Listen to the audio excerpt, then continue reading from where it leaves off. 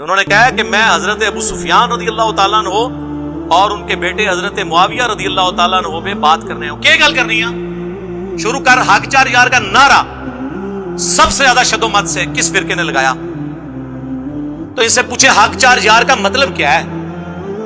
پنجواں کیوں نہیں یار؟ خلافت راشدہ حق چار یار سیدنا ابوبکر عمر عثمان و علی رضی اللہ عنہم اجمعین وعلیہم السلام اجمعین. حق چار یار میں قیامت پوشیدہ ہے. کہتے ہیں خلافت راشدہ حق چار یار. بالکل ہم بھی مانتے ہیں, ہم ہی تو مانتے ہیں. پھر انہوں نے ساتھ جوڑ لیا سیاست معاویہ زندہ باد. اچھا ہم یہ پوچھتے ہیں جب حضرت علی خلیفہ راشد تھے اس وقت سیاست معاویہ کیا تھی؟ کہتے نہیں ہے بعد میں زندہ باد کہتے ہیں. نہیں پہلے پھر کیا ہے؟ میں بتاتا ہوں کیا ہے. ابو داؤد ترمذی ابن ماجہ میں حدیث ہے, تم میرے بعد بہت اختلاف دیکھو گے, دین میں نئی نئی بدعتوں سے بچنا. علیکم بسنتی وسنت الخلفاء الراشدین المہدیین, میری سنت اور میرے خلفاء راشدین کی سنت کو لازم پکڑ لینا. خلفاء راشدین کے مخالفین کو اہل البدع رسول اللہ نے فرمایا صلی اللہ علیہ وآلہ وسلم, اور کہا ان کو پکڑ لینا. جب حضرت ابوبکر کے خلاف مرتدین کھڑے ہوئے, منکرین زکات کھڑے ہوئے, مسلمہ کذاب کے حامی کھڑے ہوئے, ہم سیدنا ابوبکر کے ساتھ رضی اللہ تعالیٰ. حضرت عمر کے دور میں اس قسم کا اندرونی فتنہ کوئی نہیں تھا, وہ بیرونی قادسیہ اور شرک. حضرت عثمان کے خلاف جب بلوائی کھڑے ہوئے, ہم سیدنا عثمان کے ساتھ. آگے حدیث کیوں نہیں لے کے چلتے؟ جب حضرت علی کے خلاف لوگ کھڑے ہوئے جمل میں, صفین میں, نہروان میں, اس وقت تم نے اس خلیفہ راشد کو نہیں ماننا. اسی کے اوپر تو میں نے اپنا کربلا والا ریسرچ پیپر لکھ کے 200 احادیث اس میں جمع کی ہیں, جو فی البدی 5 گھنٹے اور میں شروع ہو جاؤں گا زبانی پہ. یہ تو میں اس ٹاپک میں تو اللہ کے فضل سے پی ایچ ڈی کرا چکا ہوں لوگوں کو. ان کو نہیں آپ خلیفہ راشد مانتے؟ ان لوگوں کا دفاع کرنے ہیں. ہم کہتے ہیں پہلے خلفاء راشدین کا دفاع کریں, اس کے بعد اگلی بات ہوگی. مسند احمد میں حدیث ہے, مشکات میں بھی نبی علیہ السلام نے فرمایا اللہ تعالیٰ جب تک چاہے گا تم میں نبوت باقی رہے گی, یعنی نبی علیہ السلام, پھر اللہ مجھے اٹھا لے گا, پھر خلافت علی منہاج نبوہ قائم ہو جائے گی.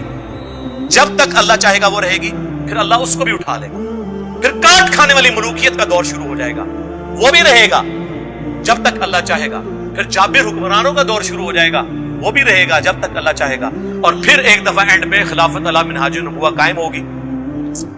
یہ حدیث عمر بن عبد العزیز کو کسی نے لکھ کے بھیجی, اور اس نے کہا کہ حضرت خلفاء راشدین کے بعد جو کاٹ کھانے والی, جو ڈاکٹر صاحب کہتے تھے ملکن عاقن, یوں کرتے ہوتے تھے, کاٹ کھانے والی ملوکیت, کاٹ کھانے والی ملوکیت اور جابر حکمرانوں کے بعد آپ کا دور آ گیا.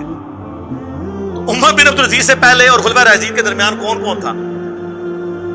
ان کو حضرت عمر بن عبد العزیز سے خوش ہوئے. ایک حدیث کی شرح یہ ہے, اور ایک زیادہ مضبوط شرح یہ ہے کہ اس سے مراد یہ ہے کہ خلفاء راشدین کے بعد بنو امیہ, بنو عباس, سلطنت عثمانیہ, یہ سب کاٹ کھانے والی ملوکیت ہیں جو مسلمانوں کے حکمران تھے لیکن ان پہ مسلط ہیں.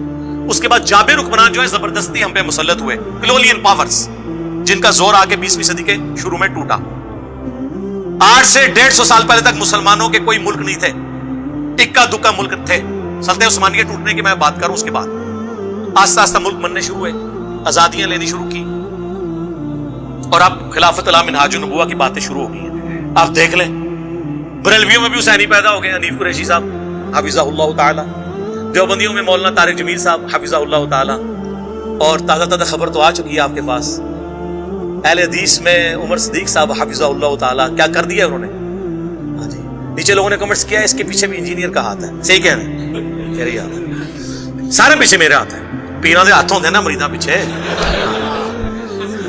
بھائی جس کو سمجھ آ رہی اس کو سمجھ آ رہی. شیعہ میں بھی دیکھ لیں, جواد نقوی صاحب, کل کلپ نہیں اپلوڈ ہوا, 4 فرقوں کے باغی علماء, جواد نقوی صاحب نے وہ ساری باتیں کر دی جو میں شیعہ کو جھنجھوڑتا تھا کہ خلفائے ثلاثہ کے بارے میں زبان اور بکواس بند کرو. انہوں نے وہی باتیں کر دی ہیں. شرک کے والے سے کتنا سخت ان کا سٹانس ہے. یار کسی کی جرت ہے یہ بات کرے. انہوں نے کہا ہمارے غالی شیعہ قادیانیوں سے بدتر ہیں, کیونکہ قادیانی ختم نبوت میں شرک کرتے ہیں, اور ہمارے یہ گھوڑے کو بھی خدا بنائے بیٹھے. یار یہ کون بول سکتا ہے؟ انہوں نے کہا ہم سے بھی آگے ایک ڈگری ہے. جڑے عبد القادر جیلانی کے بارے کہتے ہیں انہوں نے بھی روح کھول لی اللہ کو واپس. ظاہر ہے وہ تو پھر اس تو بھی ہوتی گل ہے نا, دو پہلوانوں کی لڑائی ہوئی، ایک جیت گیا، یہ اسی ریپرزینٹ کر رہے ہوتے ہیں. وہ بابیوں کو کھنگڑ نہیں دینا کسی نے، روح کھولی. اور یہ عبدالقادر جیلانی رحمۃ اللہ علیہ کا کوئی قصور نہیں، ان کی طرف جھوٹ منسوب ہے. جیسے عیسیٰ ابن مریم کی طرف لوگوں نے ڈیوینٹی کلیم کی، ان کا قصور نہیں ہے. تو یہ حضرت معاویہ رضی اللہ تعالیٰ کے بارے میں ہمارا ان کو، یار ہم صحابی مانتے ہیں انہیں، یہ کوئی چھوٹی بات ہے ہم انہیں صحابی مان رہے ہیں. ہم کہہ رہے ہیں ان پہ گالی گلوچ نہ کریں. ہمارا اختلاف یہ ہے کہ رسول اللہ کیا فرما کے گئے ہیں صلی اللہ علیہ وسلم. مسند احمد کی حدیث سن لی، ابو داؤد ترمذی میں حدیث ہے، نبی علیہ السلام نے اس کا بریک اپ بھی دیا ہے. رسول اللہ کے آزاد کردہ غلام سفینہ رضی اللہ تعالیٰ عنہ کہتے ہیں نبی علیہ السلام نے فرمایا تھا میرے بعد خلافت علی منہاج النبوہ 30 سال رہے گی،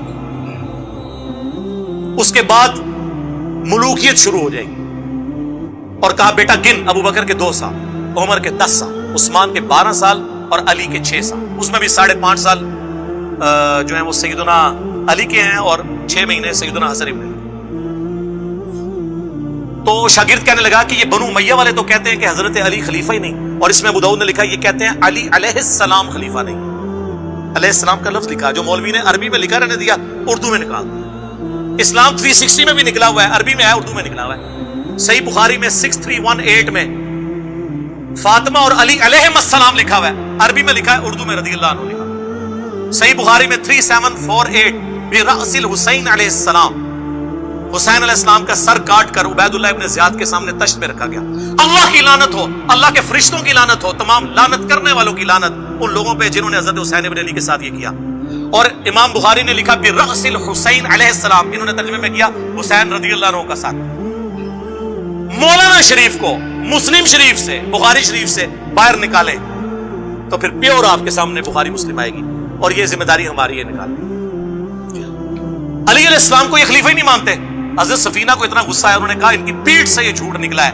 حق تو یہ ہے کہ ان کی اپنی خلافت بنو امیہ بنو زرقاء کی شریر ترین بادشاہت ہے اس روئے ارض کی، شریر ترین بادشاہ. اور یہ کہتے ہیں نہیں وہ بیعت تو کرنا چاہتے تھے، خلیفہ تو مانتے تھے، اس میں موجود ہے وہ خلیفہ نہیں مانتے.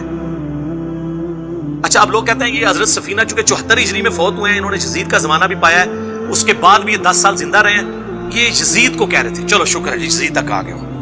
اسی تو ہم دسنا کیا کن ہوئے انہوں نے. اس کا ایک طریق مسند ابی داؤد طیالسی میں ہے.